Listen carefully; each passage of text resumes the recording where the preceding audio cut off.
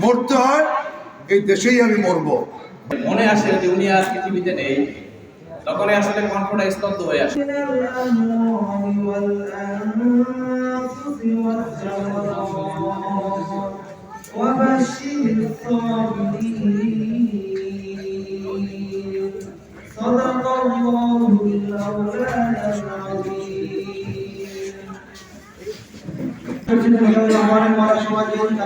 যেরকম জানাজা হয়েছিল তার চেয়ে বেশি জানাজার মানুষ হয়েছিল বেগম খালেদা জিয়ার জানাজা।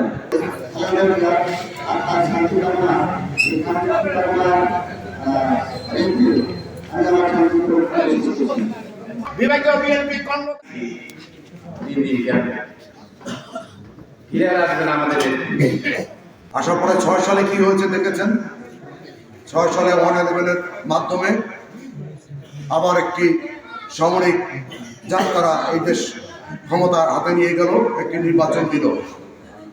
বেগম খালেদা জিয়া আন্দোলন শুরু করলেন। দীর্ঘ আন্দোলনে উনি গণতন্ত্র রক্ষার আন্দোলনে ডাক দিলেন।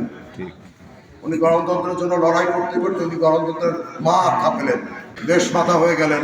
জাতি ওনাকে দেশমাতা উপাধি দিলেন। তারপর উনি কারাবরণ করলেন, মিথ্যা একটি নাটকীয় জেল।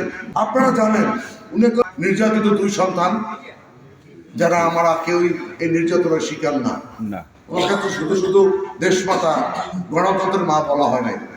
শেখ হাসিনা কি করেছে 24-এ দেখেছেন, সদল বলে এই দেশ ছেড়ে তার সন্তানদের রেখে পালিয়ে গেছে।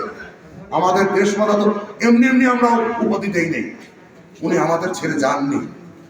উনি কি বলেছেন, বাংলাদেশের বাইরে আমার কোনো জায়গা নেই, মরতে হয় এই দেশেই আমি মরবো, বাঁচতে হলে এই দেশের জনগণকেই নিয়ে বাঁচবো। উনি দেশ ছেড়ে পালিয়ে যান নাই।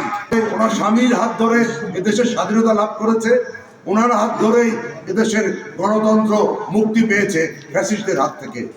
তার সৎকামনার জন্য আপনারা 2 মিনিট এর জন্য দোয়া করবেন, তারপরে আমাদের সভা শেষ করবেন।